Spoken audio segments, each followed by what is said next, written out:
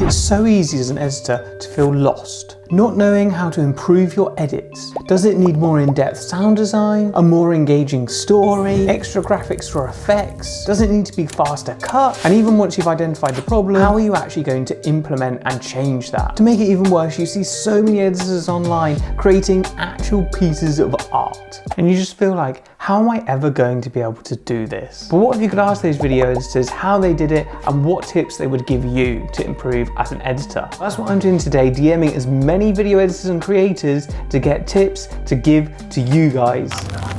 And this video is actually our part 2, and we got amazing responses in part 1. But after the video was posted, Logan Paul's editor, Gio, and Chip Fat, who edits for The Sidemen, both said that they wanted to be involved in a part 2. So here it is, there's gonna be some big responses. And Mo, who edits KSI's videos, he also recently followed me on Instagram. And I can actually confirm that one of them gave us 10 tips. Starting off big with Gio, Logan Paul's editor. He's been editing for Logan for a long time now. He's even edited a Prime video for the Super Bowl and videos and assets for the UFC and Prime.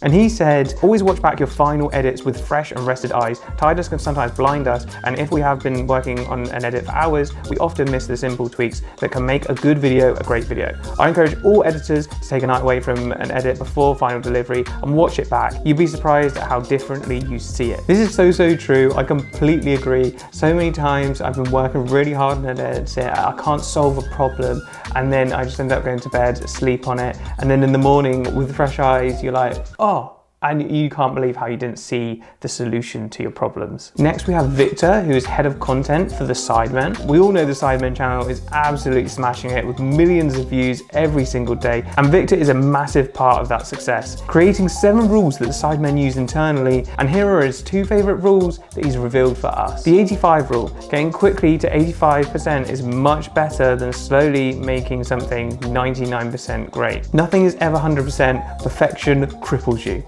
I totally agree. The first 85% is so much of the value. You really do have to think of when you're finishing things off and you're polishing things and you're making changes and amends, are you actually making amends that are worth your time? Being funny is much easier to do than being great, and usually the right thing to go for. If you can create something people will laugh at and enjoy, always pick that over something that is hard to execute. Your masterpiece will come, let it take time. Those are some truly wise words, and you can tell that Victor has been there, done it with The Sidemen, and he knows how to create incredible content. Next we have Fat Mima. His channel is incredible and a masterclass in how to make short documentaries on a massive range of different topics. He's also recently hit 100,000 subscribers, getting his beautiful plaque, so well deserved. He said, the most important thing about editing is just following my gut feeling. If the momentum and spirit of the video is revealing itself to you, just follow along with it and see where it ends up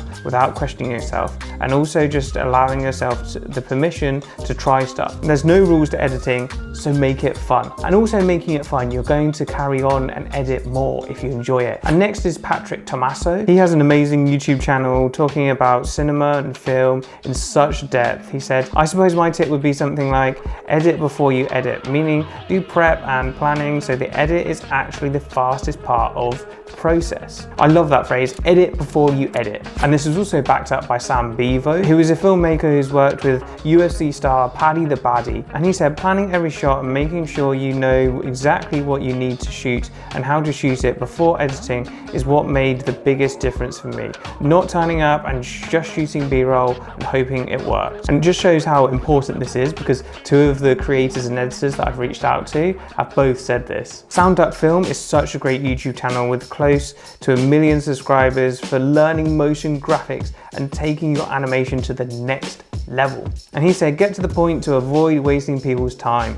Avoid long and unnecessary intros. I totally agree with this one, and so does Netflix and Amazon Prime, because they both have skip intro buttons. They know that it is the part that ruins audience retention and makes people, less engaged in the video or the film or whatever they're watching.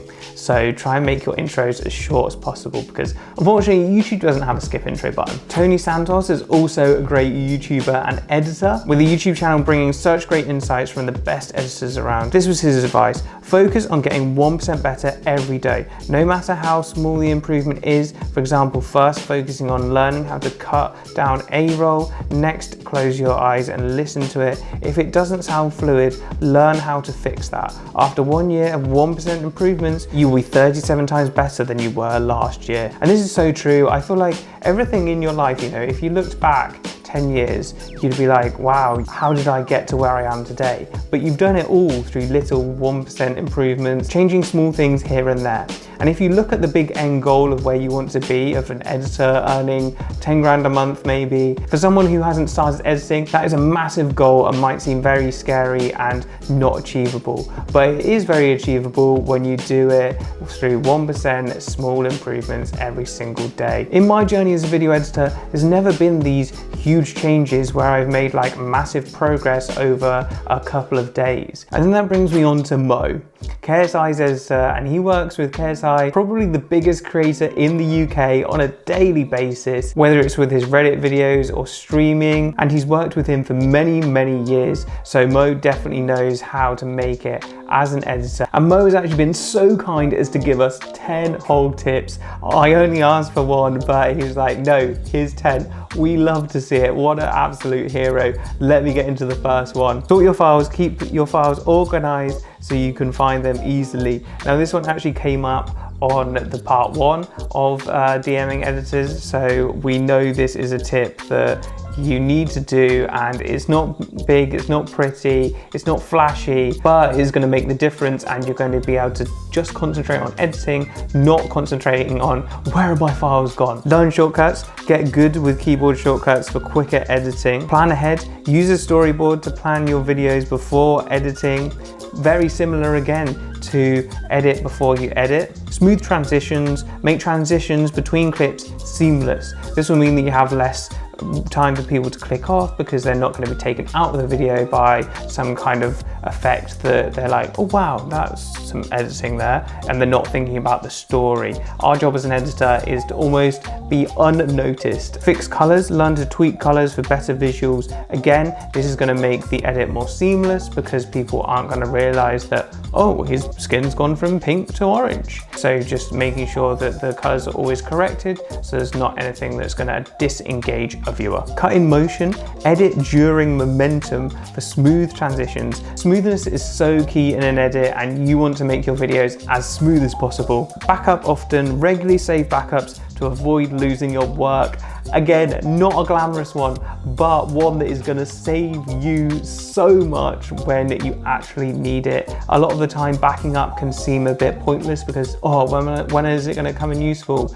It won't come in useful 99% of the time, but that 1% of the time it does. You are going to thank your lucky stars that you did it, because it is a lifesaver, trust me. Know your viewers, edit to suit your audience and the platform. When I just started out, I used to edit thinking like, do I like this clip? Do I like this? Should this make the edit? When that was completely wrong, because a lot of the time was not the target audience for that video. It's fine if you are the target audience for that video and it does make the edit a bit easier, but if you're not, you need to get in the mind of the viewer and edit it for them. Stay updated, keep your skills sharp with software updates and industry trends. This is again even more important than it has ever been because of AI and everything changing so quickly these days in the world of video editing. I feel like Premiere Pro is bringing out bigger updates than it ever has before because it has the competition of DaVinci Resolve, which is completely free, so they're having to up their games. We've had so many AI